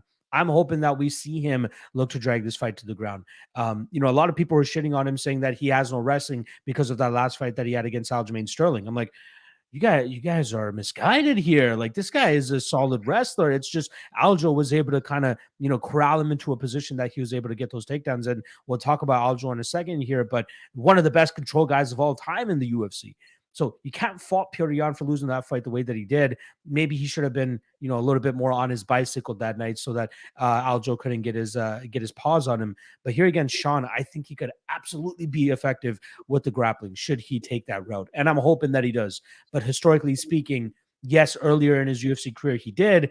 Maybe he wants to go out there and put on a statement against a guy like Sean O'Malley and try to knock him out. And that's where my hesitancy comes with laying that minus 265, minus 270 on Jan, because he could let the early little moments start to slip away from him. And the fact that this is not a 5-round fight plays more in favor in Sean O'Malley's game. Like we saw every fight pretty much that Giannis had, he's either wins in those late rounds or he wins those late rounds on the judges' scorecards. And it's hard to catch up with him at that point. Pick is Petrosyan. I'm going to keep my eye on the betting line, though, because if there is this late surge of money coming in on Sean O'Malley, I would be interested in Jan closer to minus 200 maybe. But I think that it's going to start leveling off here. I think that this is where it stops. Minus 250 will likely be the best you get, but I'm hoping we get a dominant performance from him. It would be, a sure craziness should Sean O'Malley get his hand raised here. Crazy. But I think for the order of things, Petrosyan will likely get his hand raised and get his third crack at that title as well. Imagine Sean O'Malley, gets the hand raise and then just calls out whoever wins the next fight. Whoever wins the title is mine. He has lines ready to go too, right? Oh, Whether it's dude. Aljo or TJ, like he 100%. has it ready to go. 100%. Yeah, I can't wait for this. I mean, one last thing that you said about Yeah, go Petrosyan for it. against Sterling. I mean, while he did get taken down and got his back controlled, he stuffed 20 takedowns. Yeah. Like Aljo went 2 of 22. He's a great defensive wrestler. And I think he can implement an offensive game plan. We'll see if he does go that route. Making assumptions and betting can kind of make you look like an ass sometimes. Yeah. So I'm not going to totally depend on that, but I'm hoping that we do see it at some point over the 15 minutes. Yes, sir. All right, let's get to the co-main event fight now. Let's talk about all the gold that's on the line this weekend, Connor. First title fight, I should say, between bantamweights here. Aljamain Sterling coming off the aforementioned Petrosyan that win. This will be his second title defense for the 135-pound title. He's going up against former two-time bantamweight champion TJ Dillashaw. In terms of odds, we got minus 175 on Sterling, plus 150 the return on TJ Dillashaw. Very fun fight here, especially with the style clash that we're going to be getting between the two guys, right? Movement and striking of TJ, and then the jiu-jitsu and controlling nature of Aljamain Sterling's game as well.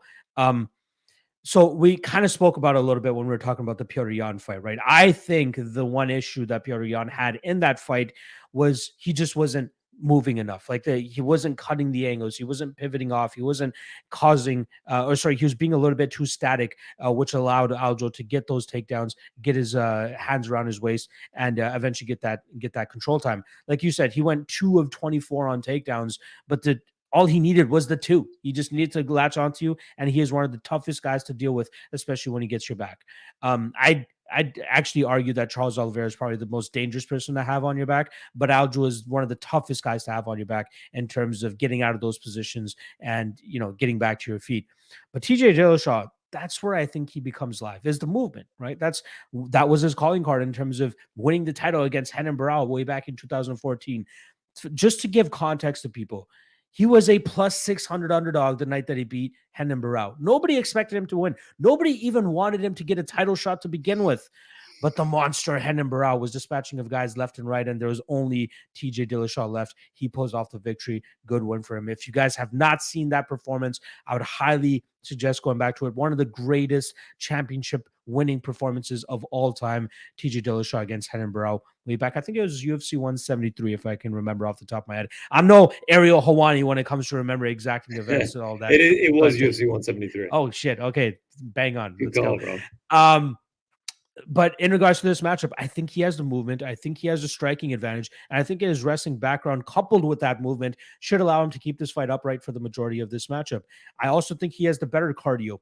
EPO or not, I think he has the better cardio to go the full 5 rounds and wear on Aljamain Sterling and potentially even finish him later on in this fight. So, as we see Aljo start to slow down in the second, maybe third fight, I'm going to go full Yanni here and that's a problem.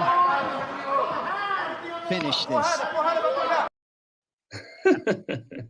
As Yanni is just praying and hoping for a finish. I'm going to be hoping for a finish for Dillashaw later in this matchup because I'm going to be invested in the round props. Round 4 plus 2,800, round 5 plus 3,500. Got to have some stabs there because I do think that Aljo will start to slow down. He will start to make some mistakes, start going for desperation takedowns. I think that TJ Dillashaw will capitalize very efficiently, very effectively, and very significantly by landing a knockout here late in this matchup. Early in the week, Connor, I was thinking decision. The more that I'm thinking about it, the more I'm leaning on the finish. I don't know if it's because I crave violence or I truly believe this, but I think those late round props on TJ Dillashaw are great, but I think he gets the title and you three-time bantamweight champion TJ Dillashaw Let's go. What are you thinking here, Connor? Give me some confidence. Don't rain on my parade and go with Aljo. Oh God! All right, all right. For a All right, so Northeast. two things. One, you love violence. I love violence as well. I actually hate betting overs and I hate betting decisions. I get so antsy during them, like as the minutes tick by. It's like when I use my bathroom breaks. I'll go to the bathroom and just be like, keep an ear out for it. I'll be like, all right, when I come back, round one will be over. We'll almost be there at that point. Like it'll be fine. I can't argue with anything that you said, man. I think TJ Dillashaw is an incredibly live dog here, but I was gonna stay. There's always a butt. There's always a goddamn butt. I was gonna stay away from this fight altogether, and then I was like, "It's the bantamweight championship. It's UFC 280. I have to side with someone." I got burned by. It's funny that I'm betting on Jan and betting on Aljo when I got burned by Aljo and burned by Jan so bad at UFC 273. I mean, I won. I was up that night, but barely. It would have been like one of my best nights ever had Jan got his hand raised in that split decision. Yeah. I was way too invested in Petr Yan in that fight, and that he could expose me again here against Sean O'Malley. So everything you said is true. I mean, TJ Dillashaw, it's unquestionable that he is the better striker in this situation. He's got more power. He's got more experience in it too. I mean, I love that you're taking the finish props. I think that's a beautiful way to play it, especially with the way that Aljo sort of faded in the Jan fight. I know he got his hand raised, but that was all based off of those first 3 rounds of action. He did fade. He did struggle at the end of that fight. And TJ Dillashaw, he has 5 knockouts in bantamweight fights? Like, I mean, he holds that power, so I can't argue with it. But it's one thing that you did say earlier about Aljo. 2 of 22 against Petr Yan, who I think might have the best defensive wrestling in the bantamweight division, save for Jose Aldo, though I know Jose Aldo's gone. I mean, he's got 90% takedown defense over a fairly wide or fairly large sample size. TJ Dillashaw right behind him with 86%. The thing about Aljo, though, he only needed those 2 takedowns. Now, I know TJ Dillashaw is one of those guys that gets back up. I think Aljo is going to be able to find a couple takedowns. And one thing that Jan doesn't get enough credit for, everyone ripping on him for letting Aljo have his back that entire time. Aljo is a finisher. Aljo is a man that submits people when he has their back. Go back and watch the Corey Sandhagen fight. It took him no time at all to get a finish there. Petr Yan needs to get the credit for surviving that long with Aljo hanging on his back. So I think at some point, Aljo will find the back. And I just cannot sit there. And a bet that I'm going to force, I can't sit there and watch Aljo just ride him and me just be like, wow, I'm going to do this again. I'm going to lose again watching this guy just ride him out. And I actually wouldn't be surprised if Aljo gets a finish via submission. And what you said, I wouldn't be surprised if TJ Dillashaw gets a finish via knockout. I haven't played it, but the under 4.5 sitting at plus 165, I don't think is a terrible shot on a plus money play in this one. But I did go with Aljamain Sterling. I went him on the money line. This is not a confident play, so that might exude some confidence in your play on Dillashaw, especially those props. But I had to get something down. It's the bantamweight championship. I'm not going to sit there twiddling my thumbs. I wouldn't expect a fellow New Yorker to go against another New Yorker. Yeah, I got to ride with my guy, even though I, heavily went against him last time out. Shout out to our guy Jake Noecker in the chat here saying Aljo told TJ we're striking. I'm not sure if you saw that from the weigh-ins or the ceremonial weigh-ins from this morning. What do you think of their mind games, or you think it's for real? My biggest argument to that is fighters say a lot of things pre-fight. That's something I've learned over the years. Watching these things, I just failed to see a way where Aljo has as much confidence as he has, and he thinks he's going to go in there and strike with TJ Dillashaw for 25 minutes. I just can't imagine a world where that happens, and he doesn't depend on his strength, which is trying to take it to the ground. Maybe more than the Jan fight, but I think it's mind games. Like I Aljo, not notoriously the most popular guy amongst the MMA masses, but why even say that? Like we know you bluffing, bro. Like we know. Like what is this? Like don't sell us. TJ doesn't believe you either. That's the biggest thing. Yeah, exactly. It's not like he walked off the stage and TJ and his coaches were like, "Damn, bro, like He might actually just be trying to strike with me. Like, I don't think we need to worry about the grappling anymore. I think if TJ could, he would have like brought up that that meme of him from the Ultimate Fighter where he's like, "I'm shaking, bro." Yeah, Like, right. like, I think TJ is like he's a savage, man. The rotunda, the baggage claim video that's been Yes. going. Dude, that is so ridiculous. Also, the line yesterday, "You're gonna lose to a cheater." Yes, I yes. feel like it missed different. Like I feel like it. I didn't felt like hit that how he missed, thought but it the would. other one was pretty good. I like, oh, you could come test me, test Yes, these nuts. test I'm these like, nuts. oh, That was I wasn't fantastic. expecting that, but I'm always hats down off for to a good TJ. these nuts joke. Yeah, exactly. Who doesn't? All right. That is going to bring us to our main event of the evening. Let's go. But first, let me just quickly thank the 100 live viewers that we still have currently hanging with us on this Friday afternoon. Make sure you guys hit that like and subscribe if you haven't already. And give my guy Connor Burks a follow as well. All of his social medias are in the description below. So just give it a couple clicks. Follow the man. You probably are already, but if you haven't, I'm sure the last 60 or 74 minutes that we've been doing this has sold you on my guy Connor Burks. And also make sure you check out his No Bets Barred podcast as well. When do you guys release that? Do you guys have a specific day you guys always try to drop that? Wednesday. Comes out on Every Wednesday afternoons. Yeah, that's the schedule that we stick to right now. And all platforms, correct? YouTube, all platforms, anywhere you get your podcast, There you guys Spotify, go. Apple, Google, anywhere you find them is where you're going to get it. It's a little tricky because it's in the MMA fighting feed, but if you type in No Bets Barred, you should be able to find it. There you guys go. All right, let's not waste any more time. Let's get into this main event. John Anik laid it out perfectly at the press conference a couple of days ago when he said we could probably not make a better fight than this one, stylistically speaking. And I absolutely agree with him. That's why I thank the UFC for this perfect birthday gift of this hellacious matchup. I That's did going it for to take you, place bro. tomorrow. This is I can't wait. four-man free. I can't wait. I'm probably gonna be sloshed as shit, Connor. And I apologize that I'll be going up against you guys in your watch party, but I'll be doing my own birthday watch party here on my channel tomorrow, starting with the first fight of the night, because we're hardcores out here, Connor. We start at the prelims, 6 hours straight. Y'all are better than me, man. Y'all are better than me. But I'll be drinking all day. I'm gonna be taking shots. Every first round finish, I'll be taking a shot, but also sipping on a drink throughout the card as well. But hopefully I'm still conscious by the time this main event kicks off. We got Charles do Bronx Oliveira trying to reclaim his title that he lost to the scales last time around. He's coming in as a plus 160 underdog. On the flip side, with Islam Makhachev, he's coming in to silence the haters that keep saying that he does not have a great resume. He's coming in as a minus 190 underdog. Also, he's trying to separate himself from always being mentioned with Khabib, since that seems to be the question he always has to deal with whenever he fights. Connor, I'm going to let you kick this one off, my guy. What are you thinking here? Does the Dagestani wrestling pay off, or does Do Bronx go for his 12th straight victory while recapturing the title? Oh, my God, man. I mean, this fight, dude. You said it perfectly with the John Anik setup. This fight I absolutely cannot wait for. I see some people saying that, they're most excited for O'Malley Yan or maybe the bantamweight title, maybe Beneil. It has to be this one. It has to be this one because I don't know what's going to happen. I have no clue on the way that this fight is going to go. So what I do have is a future bet from December on Islam Makhachev to be the lightweight champion at the end of 2022.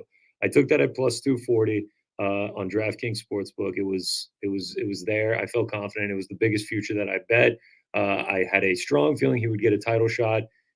He now has that title shot, and he is the favorite in that one. So I am financially cheering for Islam Makhachev, but I'm also not going to sit here and just ride out a future bet in one of the biggest fights of the year, if not the biggest fight of the year. So I also had to get some separate action down. So a single that I took is Islam Makhachev to win in either rounds 1, 2, or 3.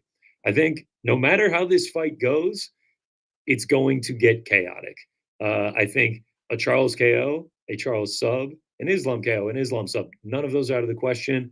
Islam decision, I would be surprised, but I wouldn't be shocked. Charles decision is probably the only way this fight ends that I just absolutely cannot see that happening. I think what Charles does so well of late is he makes these fights just chaotic. He gets you to make mistakes, and he goes through that fire with this just impeccable sense of calmness. Like when he gets dropped, he just drops to the ground. And you mentioned No Bets Barred earlier. My co-host made a fantastic point of the fear of the ground game that his recent opponents have had. Poirier, last time out against Gaethje. Anytime Gaethje hit him, he would just drop to the ground. And he has two options. Gaethje can go to the ground and take that risk of fighting with Charles Oliveira on the ground, or he has to let him sit there until the ref makes it come up and he just gets to recuperate, gets to, shake off the cobwebs. That was. The thing with Islam Makhachev, I don't think he not only doesn't fear going to the ground with Charles Oliveira, I think he welcomes it. I think he is that confident in his wrestling that he will gladly go to the ground with Charles Oliveira. Now, when it gets there, it's tough to speak with confidence on what's going to happen. Is he going to pound him out? Is he going to be able to get in a position where he can actually submit Charles Oliveira? I mean, he does have this great sense of confidence. He has incredible top control. I mean, the best in the lightweight division, without a doubt. But what does Charles Oliveira do from his back? I don't know, man. He's a madman. He's a madman on the feet. He's a madman on the ground. It's impossible to predict what he does. Lately, he fights through the fire and he gets himself in a positive position, an advantageous position, and he finishes these fights. So I'm doubling down on my future because I do think that Islam Makhachev is the truth. I think that he is the future, and I do think that he's going to take it to the ground, use that top control, and get the finish on Charles Oliveira. Can I say that with an extreme confidence? I don't know. I do know. I think I know. The fight will be chaotic. The fight will end early. If you look at these combined records, 35 of their 42 UFC fights have finished inside the distance, 27 of those in the first two rounds. The lay and pray rep for Islam Makhachev, it's somewhat true, but 7 of his 11 wins come by finish. I think whoever wins this, it's by finish. I'm not going to go against my future. Forget the hedge. We're going to ride with Islam Makhachev, and I'm going to ride with him to get it done within the first 3 rounds at plus 150. I felt like I was talking during that entire time because I feel exactly the same, man. Like I am on the Makhachev side here as well. And before studying this fight, I really didn't expect to have a side, right? I thought that Me this too. was a very great stylistic matchup. Both guys could have their success. But after running the tape, man, I think it becomes clear that uh, the run that Charles is on is great. Don't get me wrong, but like especially the last handful of guys that he's beaten, right? Poirier, Chandler, Unbelievable. and The who's Gaethje, like. who. Yeah, exactly. But the main thing with all 3 of those guys, and everybody just wants to keep going back to that, saying, "Oh, look how impressive this run is." All 3 of those guys are forced to strike with Charles Oliveira rather than finding that confidence of getting this fight on the ground. And you kind of touched on that. Like nobody wanted to go to the ground with this guy because they're in fear of getting tapped. But Islam Makhachev will have no fear of that. He is going to want to take this fight to the ground. And you know how he's done his research? He went back to even the Paul Felder fight that Charles Oliveira had. He goes, look, when somebody doesn't fear his ground game and they can get out of those submission attempts, they can smash his face through the mat. That's what Paul Felder did. That's what Islam Makhachev will likely be able to do here as well. So I think the confidence alone that he has in the ground game will allow him to break Charles the later that this fight goes. I think it will take roughly about 2 rounds for that to happen because, like, I think that Charles might try to tap into that second gear as he's been able to over his last couple fights, right? He's been rocked and dropped in pretty much all these fights, but comes back and finishes these guys. But I think that he's going to continue to get demoralized as Islam is on top of him, as he starts to pass his guard, as he gets to more dominant positions. And then from there, I think it opens up a submission or TKO opportunity. So I took the straight shot on his money line at minus 165. I think that's a great spot to go about it. I don't mind anybody parlaying the fight doesn't go to decision. I got that closer to minus 450. I parlayed that with Karol Rosa earlier on in the card. I think that's like if I were to have a lock of the night play, that would likely be it. I At parlayed decent that enough odds. up as well a couple times. Exactly. I got in 3 units minus 150 personally earlier in the week, but like even if you can get anything better than minus 200 still, I think that it's a damn good bet considering that both those should be layups.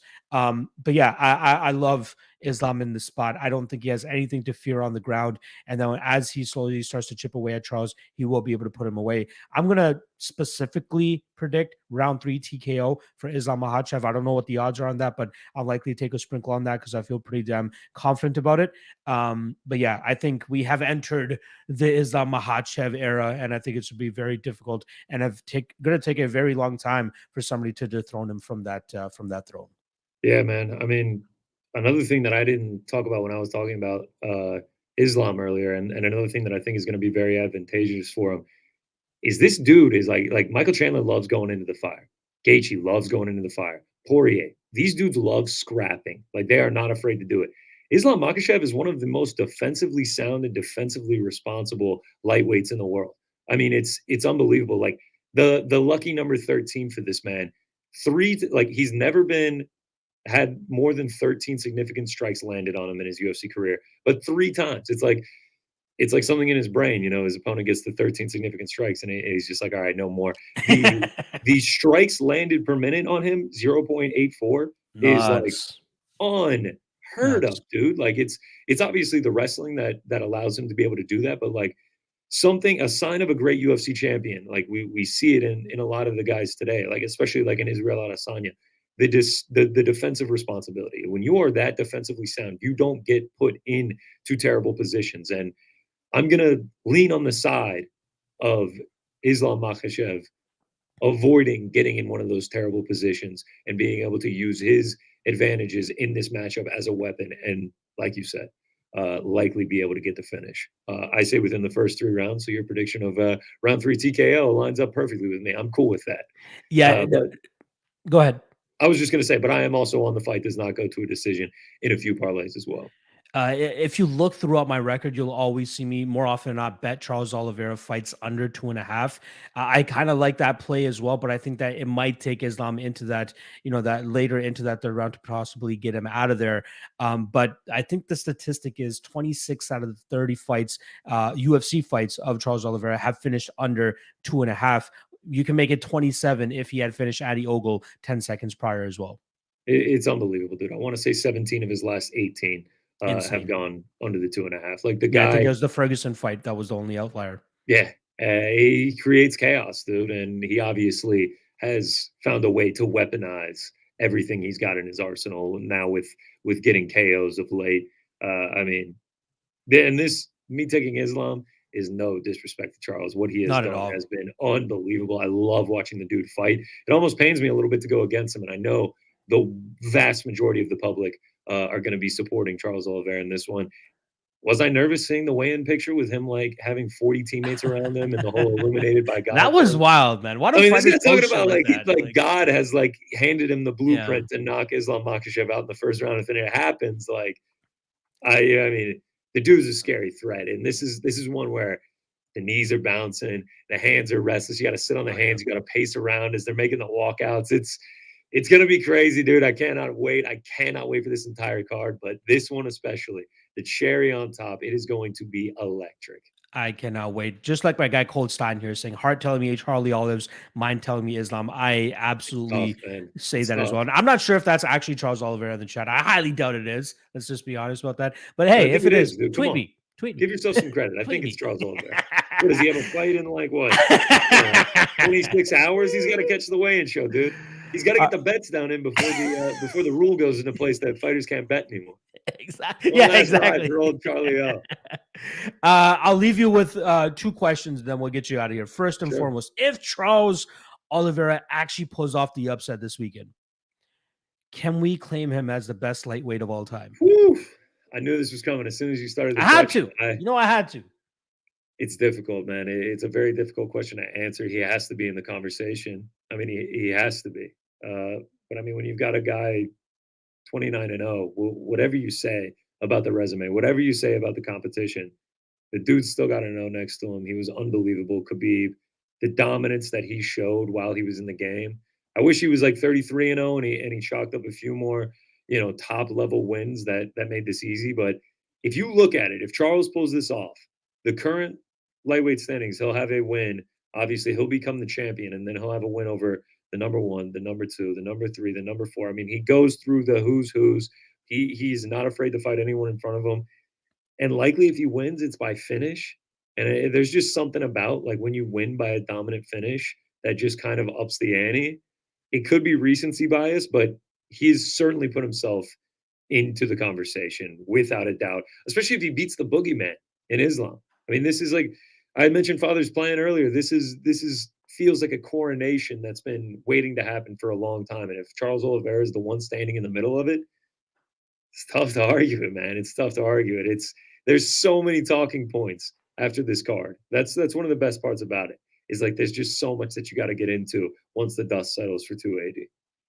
Yeah, no, the only reason I asked that question to you is because it feels like this is the last stylistic problem that he has yet to solve. Like a Dagestani wrestler of the caliber of Islam Makhachev, the closest thing we have to Khabib currently competing as well. And if he's able to defeat an archetype like that, then we have to kind of consider it. And then lastly, I always end off the show kind of with this as well. Lock of the night play or your most confident play on the card, because a lot of people hate that L word. So I always try to Yeah, throw that in there as well. I don't care. Obviously, it's the brand that I push as well. of So course. it's just words, folks. Let's keep it together. Personally, I do not have a lock of the night play for this fight or for this card, officially speaking. But if I were to, again, if this was me in January earlier this year and not scared to make parlays, my lock of the night plays at 5 units, I would go Carol Hosa plus the main event to not go to decision. I got it at minus 150 at 3 units. That would be my chalky parlay, my lock of the night play. Connor, I believe you're going to say the exact same thing, but please let Bro, me hear from your I mouth. can't believe how much we've agreed here. I thought we were going to have a little bit more argumentative points that we've made and kind of. We'll save it for a future card. Yeah, exactly. I guess it was really just the TJ and the Aljo thing, and I'm not even that confident on that. Yeah, I mean, if I had to go and look at it, like I'm quite confident in Carol Hosa getting it done. I am quite confident in the main event not going to a decision. But let's keep it closer to even odds. Go for it. You mentioned your brand being the lock, which I actually. It's so funny that you mentioned that. I'm like the least superstitious person ever, except when it comes to betting. When betting gets involved, it's like, like if someone has the door open and like I get a big knockout, it's like, whoa, leave that door open. You can't change that. Like it's just like you're looking for any edge, eh? Bro, if I'm sitting in a seat and like I start off the card 3-0, I'm like, and someone's just like, oh, scoot over. It's like, no, sit by me. I'm not moving out of this seat. I'll never say anything's over until it's actually over. Like I'm like. That's more so with like football or basketball. Like if my team's up big, like I've been burned too many times thinking it's over. Like one time this is really getting off the trail, but I was at a bar watching UFC London and March Madness was going on. This was the March card. And I had bet UNC money line against Baylor. They were up like 25 plus 190. And like someone was like, this one's over. And they lose their star player, Brady Manning. Baylor comes all the way back, sends it to overtime, and I'm just like looking at this kid. I'm like, "You did this. This is your fault, man." UNC ended up pulling it off, but like, yeah, I'm superstitious, so I like never say lock, but I like your confidence in being like, it's just words. It doesn't matter. I have no effect on it because I have this T-shirt curse going, and I'm trying to start to get to there where I'm like, yes, I know about that. My T-shirt has no implications on what's going on here, and then it keeps losing, and I'm like. What is going on with this? Just burn it. Closer to even odds, though. I'm going to stick with my brand, how you stick with your brand of lock of the night. My brand, flyweight unders. I mean, I got a sticker for it. I doubt you can see it. No way. I mean, let me get it close to the camera. Yeah, let me see that shit. That's how dedicated he is. That is awesome. Flyweight unders. I love it. Flyweight unders. It's in the lock. So, I mean, I'm 8-0 so far in the year. I had one slip up in Bellator, but we don't count that. Bellator 8-0 on UFC flyweight unders. We've even dabbled in the women's game with a Jillian Robertson fight. Muhammad Mokaev. Yeah. Malcolm Gordon under 1.5. That's what I'm going to ride with. I take those props as soon as they drop. Plus 105. Malcolm Gordon. He makes fights chaotic. He's going up against the chainsaw, the buzzsaw of Muhammad Mokaev. Let's hope that one finishes early. That's what I'll say for a close to even odds one. I love it. I'm glad that we're on the same plays there. Now, if you see Connor Burks walking on the street, don't worry. He will walk under the ladders. He won't cross the street whenever there's a black cat crossing him as well. That is not superstitious, but please do not tell him to scooch over if he's on a heater right now because he might punch you in the face. Connor, I truly appreciate you coming on as doing this for the first time. I want to lock you down eventually for another big pay-per-view down the road. The fans in the live chat seem to really enjoy it. I feel like we have great chemistry as well. I feel like we've been talking for years already. We've only ever DM'd before, so to finally get this done and have it go as smoothly as I think it did, I think it was great. So thank you for joining the show as always. Dude, of course, man. I am absolutely happy to do it. Thank you for having me on, dude. It's an honor and a privilege to be able to go and talk fights with you, especially for a card this big. I mean, this is probably the third time this week I've like really delved into this card, and each time I hear new things. I love hearing the new angles. I love hearing everyone's opinion on the card. I mean, I had a ton of fun, dude. I mean, I was like, yeah, I'm at work right now. I got to keep it close to an hour. Here we are going 90 minutes. Once we get going, I can't stop, dude. I know. I hate cutting people off too. That's the one thing. I'm just dude, let them flow. let it flow, man. That's what you got to say. It's the chemistry in it, but absolute blast. Thank you for having me on, man. I wish you nothing but the best of luck on your picks tomorrow. Same with everyone in the chat. I want to see everyone win except for the bookies. Yes. Hopefully, it's a fantastic card. That's all I got for you, man. I can't wait to join the show again.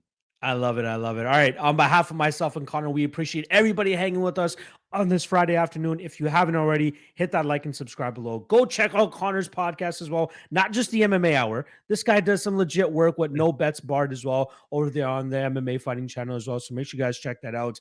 Follow him on Instagram and Twitter as well. Links are in the description below. Good luck on all your bets tomorrow, folks. I will be going live bright and early at 10:30 a.m. actually, because they did push the start time back now. So I have a little bit more time to get my facilities about me and wake up. But 10:30 a.m. Eastern, I'll be right here watching the fights live with you guys, getting fucked up on stream with you guys as well. Hopefully cashing some bets too. And if you guys want to do a simulcast of me and Connor's watch party that he's going to be doing at his 1:45 p.m. Eastern time as well, you guys are welcome to do that as well. Just one ear me, one ear them. I think we'll all be fine. Hey, one last question for you before we go. Super early start, 10 o'clock. You said you're going to be drinking, 10:30 start. What are we thinking? Are we thinking Irish coffee to, get the day going? Or do we do mimosas, Bloody Marys? Or are we just like straight, are we going Bud Light? It doesn't matter what time it is. We're going beers. We're going brewskis. We're going hard liquor. Like, how do we attack this? I don't know if you have like any Indian friends or anything like that, Connor, but there's one thing that we're kind of known for, and it's our love for hard liquor, specifically the Crown Royal. And Crown Royal is what I'll be pouring. Flavor or straight? Straight, bro. Love it. Like I'll have those as shots, but I'll also have those as mixed drinks with a little bit of Coke or maybe ginger ale or something like that. But that's our go-to drink. So if you ever meet another Indian in your lifetime, Connor, you'd be like, oh, you want to hit that Crown Royal? Because I got you. And their eyes will light up almost immediately. I promise you that. But I'm going to have me a nice hearty breakfast, and then I'll start pounding back those Crown Royals, and hopefully still conscious by the time Islam Makhachev makes his walk to the octagon. All right. Appreciate everybody's joining us as always. Again, I'll see you tomorrow at 10:30 a.m. Eastern right here. Let's go, Makhachev. Let's cash this ticket and end off the fights on a great note. See you guys next time.